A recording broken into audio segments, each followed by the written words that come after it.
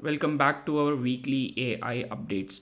In today's AI weekly news, we have got some models to cover, approximately 8 models, and we have got some open source news, and finally we have got some general news, which is going to be pretty interesting. The first model that we're going to discuss today is OpenHermes 2 Mistral 7 billion parameter model. So Hermes model is a series of model that has been released previously by Technium. So now we have got OpenHermes 2 with 7 billion parameter of Mistral. So what is this model? This is a state-of-the-art model fine-tuned with Mistral 7 billion parameter. And when I say state-of-the-art, I'm not just literally reading it from the description, but I actually mean it. I've heard from multiple communities and also personally from people who felt that this model is actually really good. So OpenHermes was trained on 900,000 entries of primarily from GPT-4 generated data. And if you see this particular model in itself, this is built on top of Mistral 7 billion parameter model. You can see a bunch of examples of how you can use this model. But ultimately, this model does a really good job. It's a general multi-purpose model. So you can basically, it's not like a specific coding related model. It has a lot of different things, and you can see different opportunities that you have with this model. You can chat about programming, you can talk about like food and all the other things. And if you see the benchmarks for the GPT-4 all benchmarks, you can like literally see OpenHermes 2 Mistral 7 billion parameter is right next to newest Hermes Llama 2 70 billion parameter model. And you would see like multiple other benchmarks. It is right up there with the other 70 billion parameter model. Definitely something that is worth checking it out. But before you decide to check out this model, I want you to check out the next model. The next model is OpenHermes 2.5 Mistral 7 billion parameter model. So this is one level above the OpenHermes 2. So this is OpenHermes 2.5 Mistral 7 billion parameter model. It's a very interesting thing why this model came into picture. So Technium, who designed this model or who fine-tuned this model, mentioned that Technium took the previous one and decided to fine-tune this model only for coding purposes. So even though this model is a general purpose model, it's not a coding specific model, or coding is not definitely it's one of the strengths. So Technium decided to take that model and then decided to fine-tune that model only for programming tasks. And when this model was fine-tuned for a programming task, that's what something you can see here. So it's a continuation of OpenHermes 2 model, which trained on additional code dataset. But very surprisingly, when this model was fine-tuned on coding task, the OpenHermes 2 model, when it was fine-tuned on coding task, it started doing better across all the benchmarks. So that's exactly why this model became OpenHermes 2.5. Otherwise, this would have been a separate coding only model. But Technium decided to name this OpenHermes 2.5 because this model started exhibiting behavioral improvement, like benchmark improvement across all the benchmarks. So potentially the most interesting finding from training on a good ratio of code instruction was that it has boosted several non-code benchmarks, including Truthful QA, AGI Eval, GPT-4 all suite. It did, however, reduce the big benchmark score, but net overall gain is significant, like improvement. So you can see the benchmarks. So if you see the benchmark, you have got the OpenHermes 2.5 7 billion parameter model somewhere here. If you see OpenHermes 2.5, the 7 billion parameter model here, and you can very well see how far it is from the OpenHermes 2 model. So you can see here, the OpenHermes 2 model is somewhere here, like 50.92. But on the other hand, the OpenHermes 2.5 Mistral model is 53 points. So it's a significant increase from the second version, like OpenHermes 2. And this is something that I found it very interesting. Like you can see that the average has improved over OpenHermes 2. And this is a question that, probably requires more studying. I was speaking to a friend, and then during that call, like I mentioned this thing, and the person actually mentioned, like, who's been doing a lot of actual LLM related production work, like they're building a product. They mentioned that, humans are usually like this, like you learn to code. It's not going to improve only your programming skill, but rather your logical reasoning, the way you understand problem, the way you dissect, the way you modularize. You're going to have an improvement over all the skills. And I don't think LLMs work like that, because ultimately it is deep neural networks. Inherently it's all deep neural networks. I don't think LLMs work like that, but it is a very surprising similarity between how humans, when they learn programming, they get better at multiple other things, not only at programming. And we have seen a similar aspect here. And I don't mean to say that this is sentience or this is singularity. I'm not saying any of those things. I'm just saying that this is a very interesting aspect, probably worth studying more. The next model that we want to discuss today is Nous researchers Yann Mistral 7 billion parameter 128K. So now any model that you take, it has got a limited context window. So either 4,000 tokens, 8,000 tokens, 10,000 tokens, 64,000 tokens. You have got like various these kind of tokens that are available. And this context window plays a very important role in what kind of things that you can do with the model. For example, you've got a large PDF and you want to read it. Typically, it's very hard because it goes beyond the context window of the model. And that is where these models become quite interesting, especially if you see this graph. So the lower the perplexity is better. So this graph, y-axis is the perplexity, the x-axis is context window. And perplexity is a measure to measure how good the model is in creating, or how good the model is in creating coherent text or not creating a gibberish text. So you can just see it like coherent text, gibberish text. So now perplexity lower is better. So if you see what is happening here is that we have seen already in the past, Amazon had released something called Mistral Lite, which is again a fine-tuned Mistral model for long context documents. Now, if you see Yann Mistral 7 billion parameter model from Nous research, this model has got a very good perplexity even beyond 120,000 tokens. Doesn't mean that, if you ask it to generate a 120,000 token book, it is going to generate absolutely perfect one.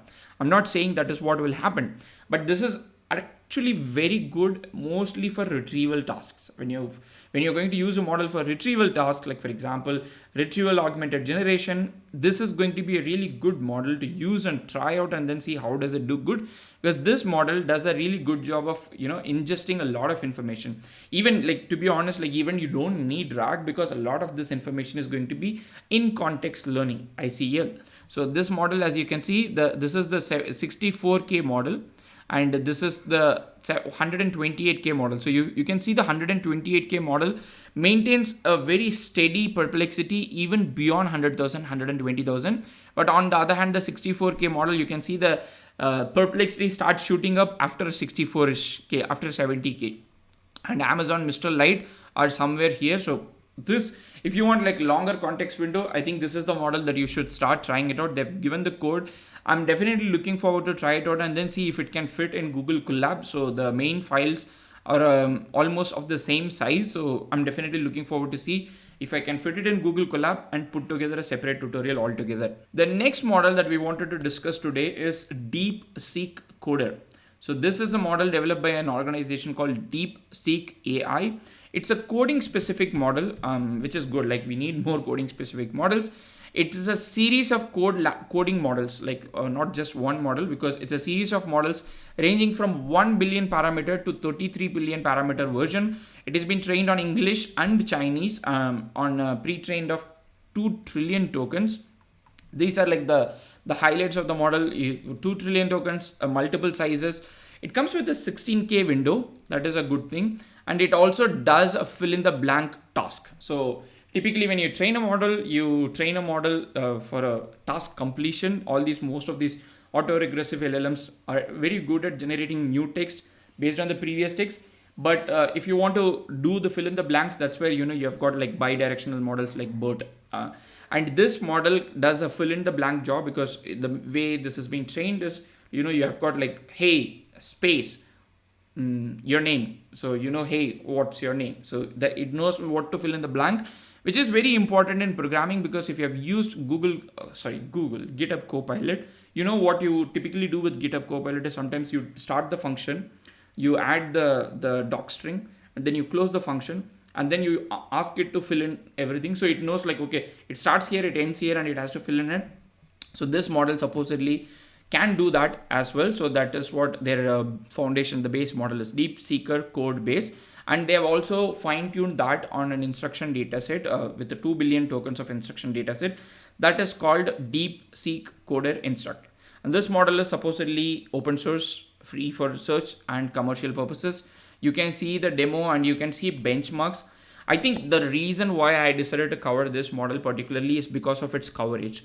Most of these models are there, like most of the coding related models do not cover, for example, Java as much as they do Python. And if you see this model, it's like way above for Java than anything else. Like for example, the previously best Java model was Code Llama 34 billion parameter model, but the new one is completely crushing it. This one, which is the DeepCoder, and you can see a similar pattern for C++. You can see a similar pattern for JavaScript, Bash, C Sharp, TypeScript, not a huge difference, and Python, definitely a huge difference. So if you want versatility in your coding model, I think this is definitely a good model for you to try it out. These are like Codex models, the models that OpenAI released long back, which now they've decided not to have release it anymore because they believe GPT-4 is powerful enough to do the coding task. So if you compare it with the GPT-4 in itself, they claim that this model does better or on par with GPT 3.5 Turbo, but still not as good as GPT-4. But even then, it is a good thing. Like for example, GPT-4 is nobody knows it. It's a black box. It's like a magic show at this point. So having an open source model that is on par with GPT 3.5 Turbo, better than GPT 3.5 Turbo, slightly below GPT-4 is always a good thing for open source community. And yeah, this is a model that I'm definitely looking forward to try it out.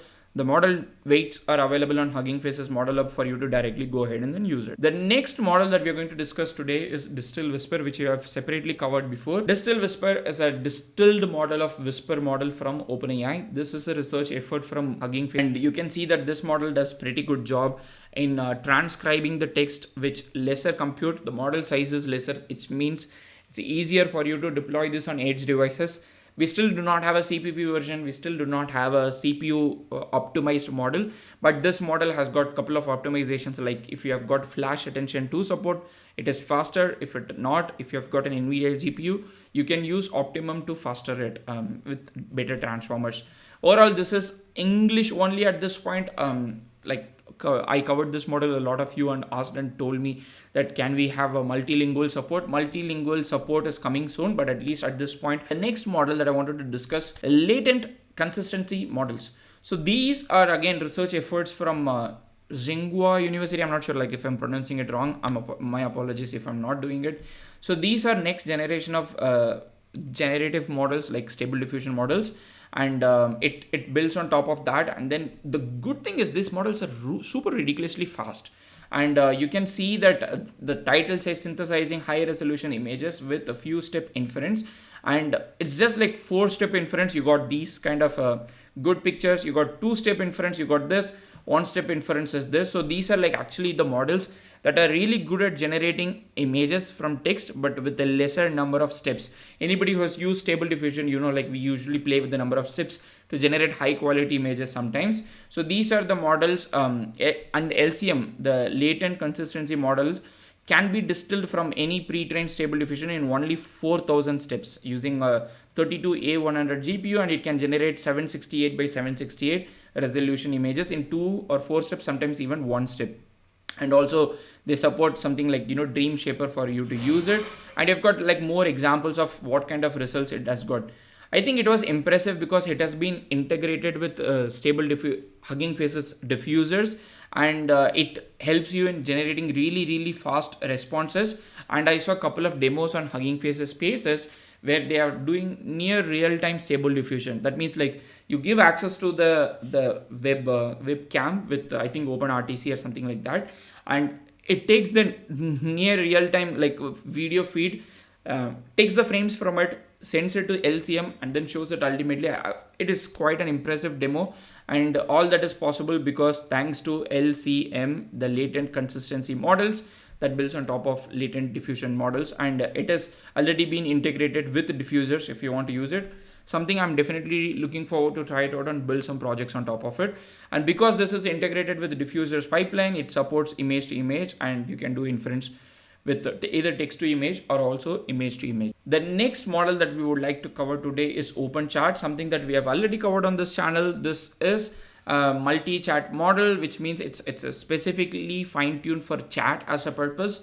This according to the authors, this supposedly be a drop-in replacement of ChatGPT, the March version, not the latest version, the March version. But still, it is good to see an open initiative that is focused on having a good chat model. The very interesting thing about this model is it has a new strategy for alignment or fine tuning. It's called CRLFT. So this is without reinforcement learning, just using the existing data from different models like GPT-4, GPT 3.5, and how they use MLE, maximum likelihood estimates, to fine tune this. That is their approach that they have introduced, and they have figured out that it improves the model performance and it improves the benchmarks. And you can see couple of benchmarks available. They've also included Grok there, so probably at the end of this video, if you already do not know, you would know what is Grok. But if you already know, why at this particular time step, if you already know what is Grok, let me know in the comment section. I'm definitely looking forward to hear if you know what is a Grok. Yeah. The next model that we are going to discuss today, BakLava. Not that BakLava. This is a new multimodal model that is built on top of Lava. So Lava was like a very impressive model. There are a lot of demos on internet that says Lava is on par with GPT-4 vision. But anyways, BakLava builds on top of Lava with a better base model, modified training process, custom dataset, and a significant architecture change to open the original Lava implementation. And it's again like, it's basically like you need to build your Lava checkpoint and build on top of that. So they've released all these things. The model weights are released. You can go start using the model weight from Hugging Face's model hub. You can go start seeing it, how this model does better than BakLava. So sorry, Lava. So this is Lava, and this is Lava 13 billion parameter model. This is BakLava, and you can see in multiple benchmarks, this model does better than the Lava 7 billion parameter and the Lava 33 billion parameter model. The good thing is, I saw like a viral tweet which said BakLava vision works with even X-rays only on 6 GB of RAM. And you can see somebody has uploaded an X-ray and just simply said what's going on here. I don't mean to say that you should use it for X-rays, but recently like I decided to use GPT-4 for X-ray, and I did not get very useful responses. Like the first time I used it, I asked it like, is there anything wrong? It was a knee joint X-ray. I asked it, was there anything wrong? First time it said, no, there is nothing wrong. Then I had to again prompt it saying that, hey, can you be sure? And then GPT-4 said, no, I feel like, there is something like the gap between the knee is narrowing. And it said like, okay, maybe this is a sign of osteoarthritis or rheumatoid arthritis.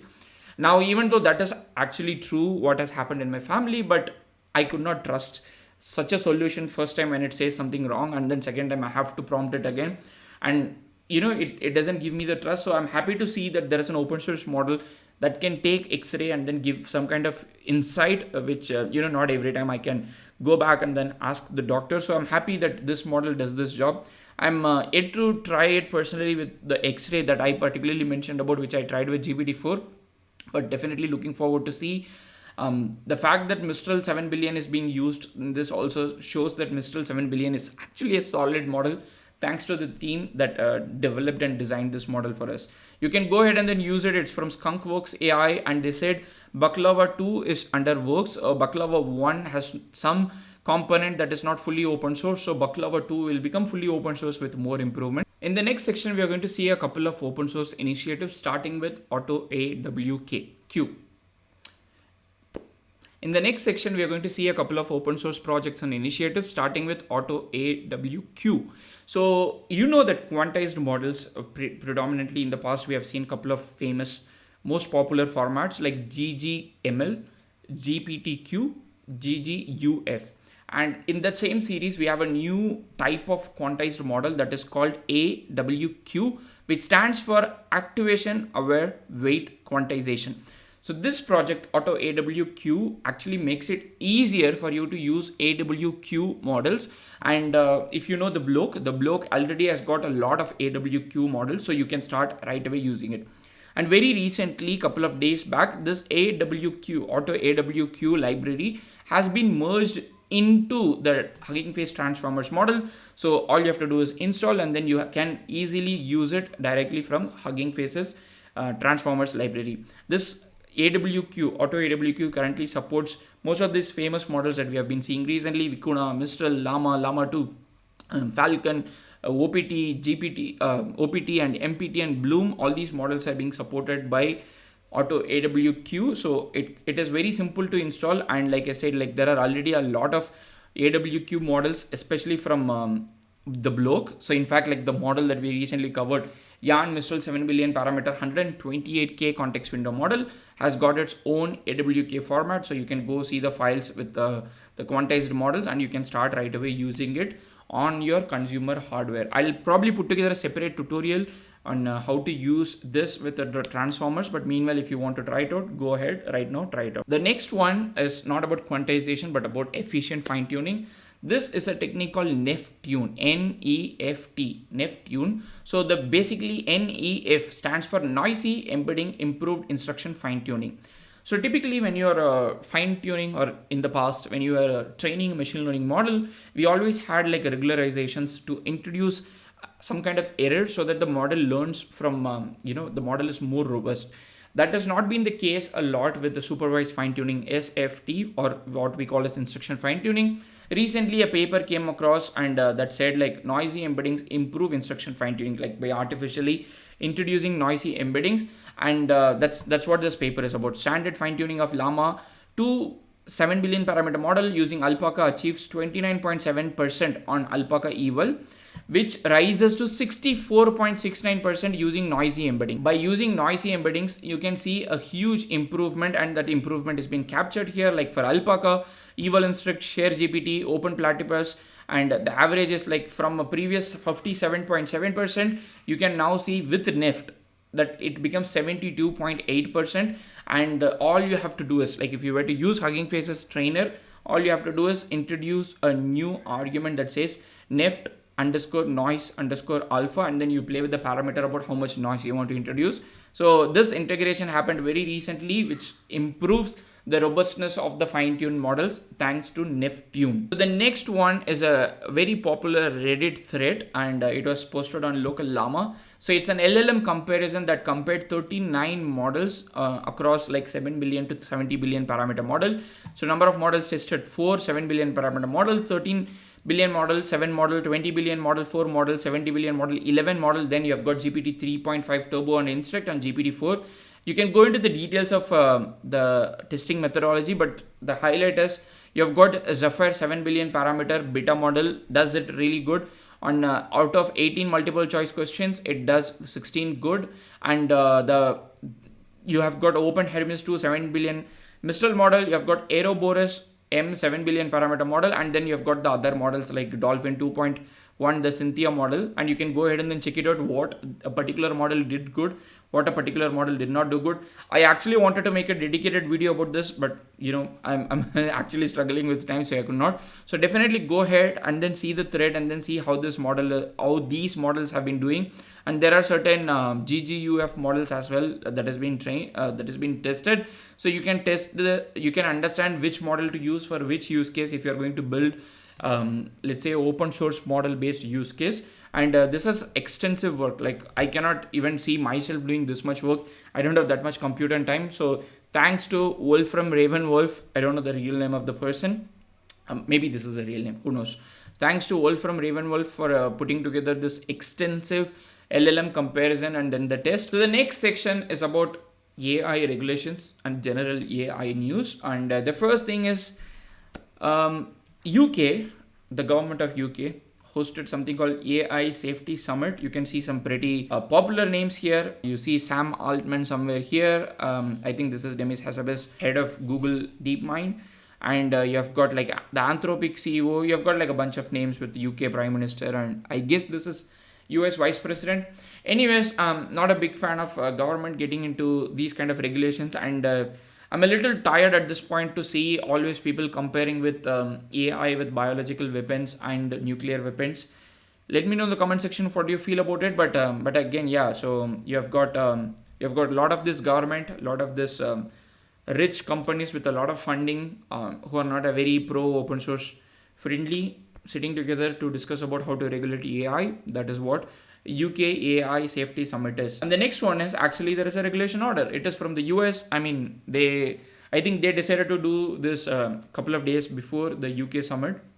And this is an executive order on safe, secure, trustworthy development and use of artificial intelligence. As far as I know, I don't think this affects any of the current open source developments.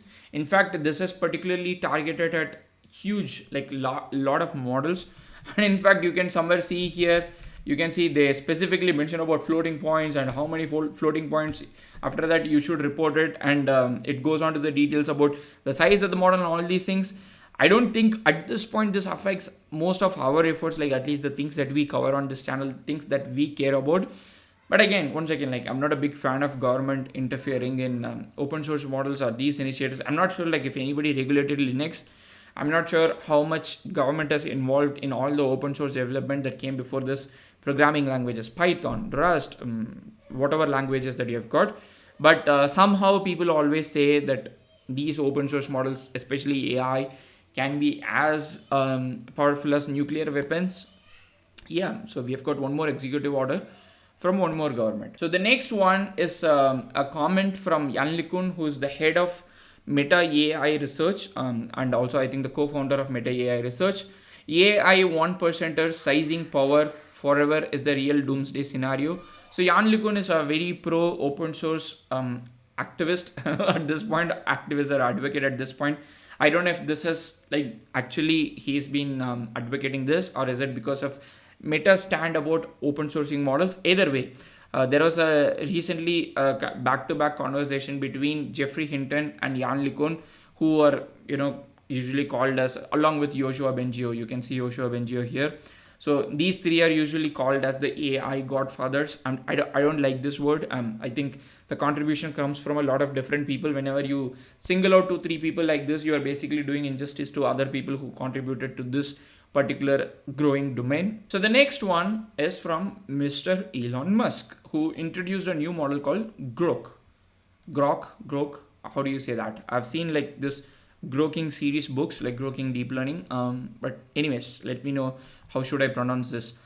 Grok is an AI model after the Hitchhiker's Guide to Galaxy, so intend to answer almost anything and far harder, even suggests what questions to ask. Grok is designed to answer questions with a bit of wit and has a rebellious streak, so please do not use it if you hate humor. So this has been shown as one of the highlights of Grok, that it has the humor bit. I don't think it is difficult to get humor from ChatGPT also. I don't think it is difficult to get from any open source model. All you have to do is tweak certain system prompt context. It's going to be humorous. And Grok is still very early beta. So the best we could do with 2 months of training. So expect it to improve rapidly. And it has got real-time knowledge of the world via X platform. So as far as I know, the quadrant the vector DB is being used to power Grok's real-time knowledge. So if you are interested in how they are doing it, Quadrant has put together a separate technical blog post. I'll link it in the description for you to check it out. Why are we building Grok? I don't want to know all this mission vision. And if you see Grok, Grok has got like, they have released a bunch of benchmarks, the 32 billion parameter model and Grok 1, and they are comparing it with all the other models. It's not like massively as equivalent as GPT-4. Grok 1 is somewhere there between this.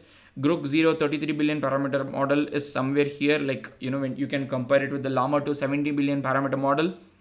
And to be honest, like with all the Mistral based models, all the fine tuning effort coming from the community who are actually doing this fine tuning without expecting anything other than, some kind of donation and people, giving credit to them. I'm not sure how to react for a model that comes from X, Twitter, Elon Musk. There are certain things that Elon Musk has said that this would be available for X, Twitter's premium plus users who are supposedly going to pay approximately $16 per month. Like I already pay for ChatGPT, but it has a lot of more advantages for me. And X or Twitter is introducing like a premium plus subscription tier, which will give you a bunch of features along with Grok. And it also has like a waiting list that says here, you can join the waiting list. And as usual with all the these models other than open source models, thank you for your interest in our early access program. Early access is currently not available in your location. So thank you, Grok, and let me know in the comment section what you feel about one more new model coming from X, Twitter, Elon Musk. Elon Musk said it might run on Tesla, like on device without having to have internet. So I don't know what am I going to do with the model. But meanwhile, thanks to all your support, and let us cover more open source models in the upcoming week so that we can effectively accelerate AI. See you in another video. Happy prompt.